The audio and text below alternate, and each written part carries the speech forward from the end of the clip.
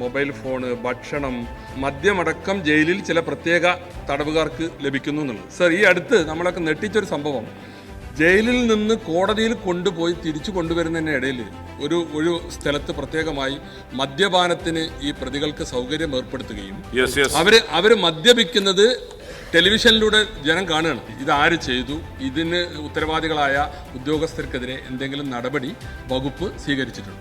ജയിലിൻ്റെ ചട്ടങ്ങൾക്ക് വിരുദ്ധമായ കാര്യങ്ങൾ നടന്നാൽ അതുമായി ബന്ധപ്പെട്ട നടപടികളിലേക്ക് കടക്കും.